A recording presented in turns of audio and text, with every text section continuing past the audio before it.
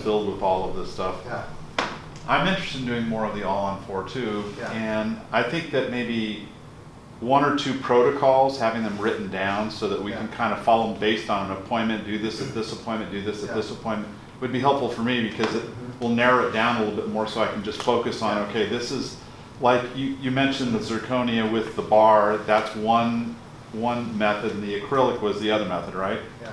Whatever you feel like would be the most, that have worked out the best for you with all of your experience, that would be a place for us to kind of move forward with. That would be a good thing for us, I think. I can tell you that as far as materials go, if I am using zirconia, just one thing I did fail to mention is that my bias is that I like to have one arch. You know, zirconia has the benefit of being the most durable in terms of it doesn't wear. These acrylics, you know, over 5 years, they're going to start wearing the teeth down. You're going to have to replace this, right? It's like a denture. So zirconia has that advantage.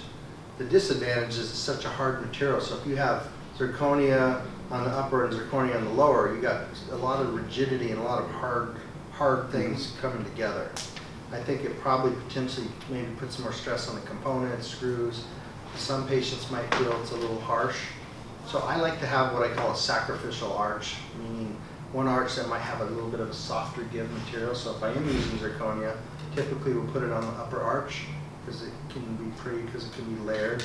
And then on the lower we might have a PMMA or a pectin or some type of resin-based acrylic that can have a little bit of a softer give to absorb some of that.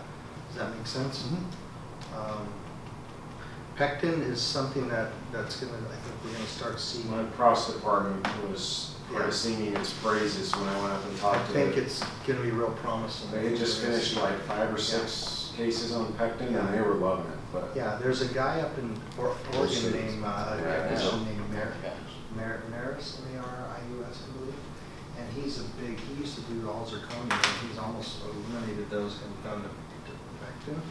And I saw he has a YouTube video on this stuff, and he's extremely talented. So if you could do a search and try to find that, it might be worthwhile to learn more about it. But I think that's a material that's got some promise. Okay. and Lauren